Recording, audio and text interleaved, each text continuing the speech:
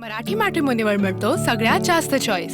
मराठी मॅट्रिमोनीने लाखो स्थळं जुळवली आहेत। यापेक्षा चांगली गोष्ट काय असू शकते? मराठी माणसांची number 1 choice Marathi matrimony. Diwali आधी शेतकऱ्यांना मदत देण्यास सुरुवात। राज्य सरकारकडून काही जिल्ह्यात 480 कोटी रुपये वाटपास मंजुरी। कृषी यांत्रिकीकरण योजनेसाठी 32 लाख लाभार्थ्यांची निवड। अतिवृष्टीतून सावरण्यासाठी शेतकऱ्यांना दिलासा। योजनेतून विक्रमी शेतकऱ्यांना लाभ दिला जाणार। कृषी मंत्री भरणेंची माहिती। नागपूर जिल्ह्यामध्ये 87,169 हेक्टरवरील पिकांचं नुकसान। लवकरच मदतीचे पैसे शेतकऱ्यांच्या खात्यात जमा होणार। संत्रा, मोसंबी, सोयाबीन आणि कापूस पिकाला सर्वाधिक फटका।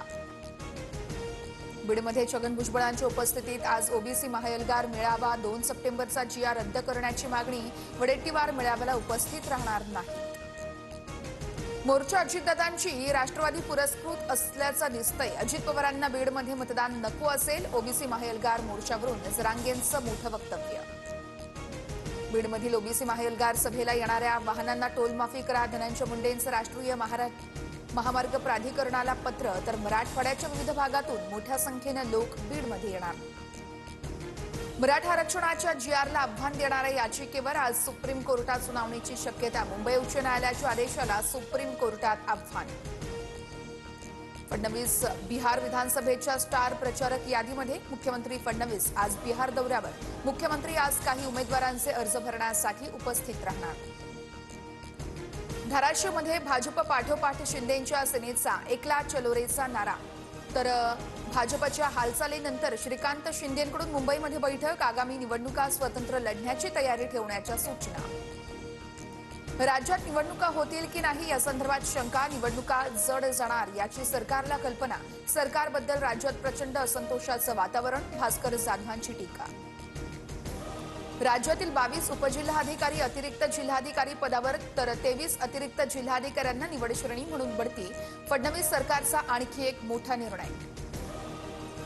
भाजपमध्ये मेगा भरती सुरू। सोलापुरातील 4 माजी आमदार भाजपात प्रवेश करणार। दोन्ही राष्ट्रवादींसह शिंदेंच्या सेनेतील नेत्यांचा भाजपात पक्षप्रवेश होणार।